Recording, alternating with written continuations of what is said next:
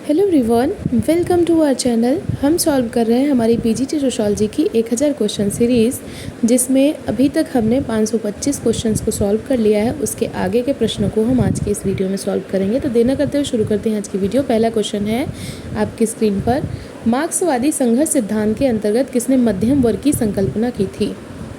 और सही उत्तर यहाँ पर है आपका डेरेंडॉर्फ। अगर आपने इससे पहले के प्रश्नों को नहीं देखा है तो आप हमारे चैनल पे जा कर के प्लेलिस्ट चेक करेंगे तो वहाँ पर आपको इससे पहले के क्वेश्चंस भी मिल जाएंगे। और अगर आपको फुल कोर्स इससे रिलेटेड चाहिए तो वो भी मैंने बिल्कुल फ्री ऑफ कॉस्ट अवेलेबल करवाया हुआ है अपने चैनल पर।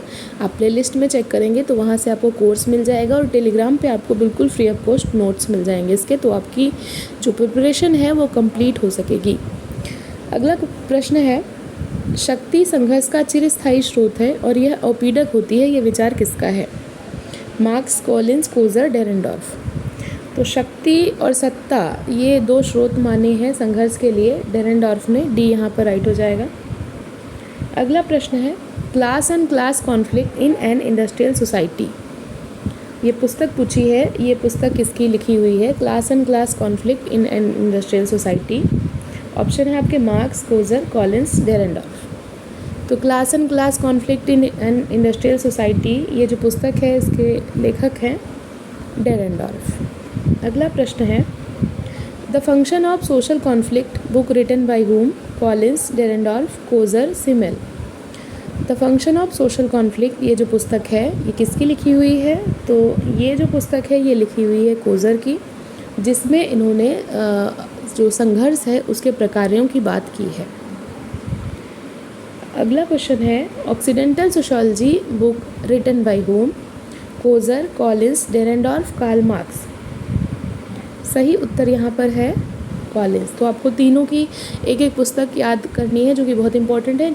ऑक्सीडेंटल सोशियोलॉजी कॉलिंस की, कोजर की कौन सी है?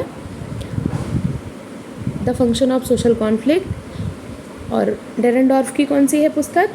तो वो है आपकी class and class conflict in an industrial society. तो ये तीन इम्पॉर्टेंट बुक्स हैं।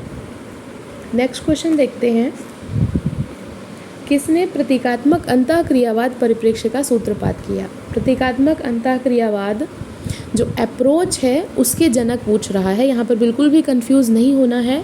ऑप्शन है Blumer, Weber, GH Mead, Margaret Mead. तो यहाँ पर पूछ रहा है अप्रोच जो है उसके जनक कौन है, तो जनक पूछ रहा है। तो यहाँ पर आपका जो उत्तर हो जाएगा वो हो जाएगा जीएच मीड। अगर ये पूछता कि प्रतीकात्मक अंतःक्रियावाद शब्द को सबसे पहले किसने प्रयोग किया है तो फिर आप ब्लूमर पे जाते। ठीक है, जनक यहाँ पे पूछ रहा है तो जीएच मीड हो जाएंगे। अगला प्रश्न है, निम्नलिखित में से किसने क्रिया में प्रेरणात्मक महत्व पर बल दिया है? मतलब अगर हम किसी चीज़ को क्रिया मान रहे हैं तो उसके लिए उसके पीछे कुछ प्रेरणा निहित होती है। ऑप्शन है वेबर, परेटो, मीड, पार्सन्स। तो यहाँ पर सही उत्तर है पार्सन्स। इन्होंने ही बताया था कि जो क्रिया है उसके लिए प्रेरणा का होना बहुत आवश्यक है। कर्ता, परिस्थिति, लक्ष्य और साधन क्रिया के तत्व किसने बताए हैं? Parsons, Davis, weber, Pareto. कर्ता, परिस्थिति, लक्ष्य और साधन ये क्रिया के तत्व किसने बताए हैं? सही उत्तर है किंग्सले डेविस। इन्होंने बताए थे कर्ता, परिस्थिति, लक्ष्य और साधन ये चार तत्व होंगे तभी हम किसी चीज़ को क्रिया मान सकते हैं। अगला प्रश्न है, क्रिया के अध्ययन में अर्थपूर्ण अवबोधन पर किसने बल दिया है? अर्थपूर्ण अवबोधन, पार्सन्स, परेटो, वेबर, ब्लूमर। तो ये जो शब्द है अर्थपूर्ण अवबोधन, ये जब भी आए आप समझ लीजिएगा कि किससे संबंधित है? वेबर से। तो यहाँ पर सी जो है ये सही उत्तर हो जाएगा। अगला प्रश्न है, क्रिया का चतुर्भागीय मॉडल किसने प्रस्तुत किया था? Weber, Parsons, Pareto, Davis. क्रिया का चतुर्भागीय मॉडल मतलब क्रिया के चार प्रकार किसने बताए थे?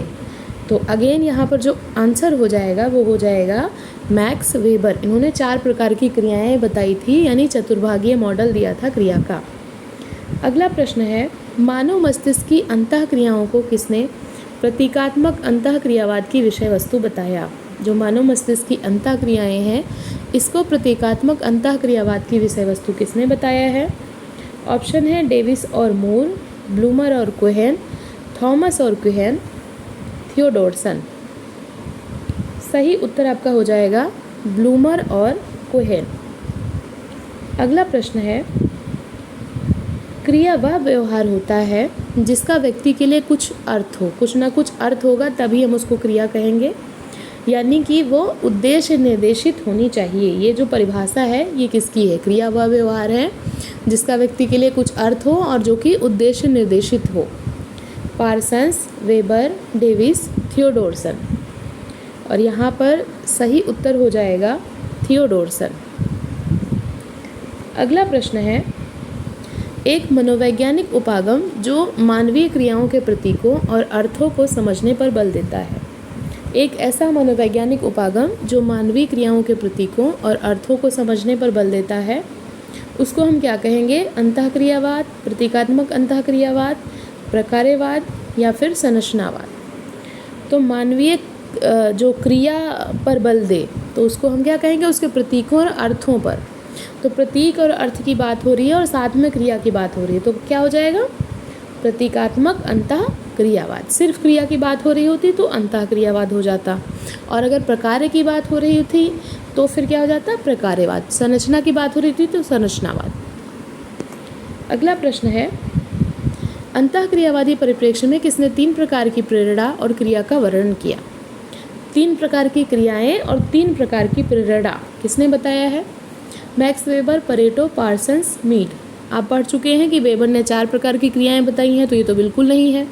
परेटो ने 2 प्रकार की क्रियाएं बताई हैं, तो ये भी नहीं है। फिर कौन बचेगा? पार्सन्स। पार्सन्स यहाँ पर सही उत्तर हो जाएगा। इन्होंने 3 प्रकार की प्रेरणा बताई है जो कि क्रिया के पीछे निहित होती है, और उसी के आधार पर 3 प्रकार की क्रियाएं बताई हैं। अगला और आज का लास्ट क्वेश्चन है, वेबर ने क्रिया का कौन सा प्रकार नहीं बताया है? तार्किक, अतार्किक, मूल्यांकनात्मक, भावात्मक। तो इसमें से कौन सा प्रकार है जो कि वेबर ने नहीं बताया है? तो देखिए, तार्किक क्रिया की बात वो करता है, मूल्यांकनात्मक की करता है, भावात्मक की करता है, लेकिन अतार्किक क्रिया की बात वेबर नहीं करते हैं। तो यहाँ पर बी जो होगा वो राइट हो जाएगा।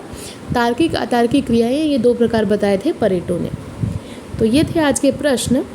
आपके लिए आज का क्वेश्चन जो कि आपको कमेंट सेक्शन में जिसका उत्तर देना है, ये क्वेश्चन आपने किया हुआ है। तो यहाँ पर पूछ रहा है कि 3 प्रकार की प्रेरणा और 3 प्रकार की क्रिया। तो आपको कमेंट सेक्शन में बताना है वो कौन कौन सी क्रिया है जो कि पार्सन्स ने बताई है।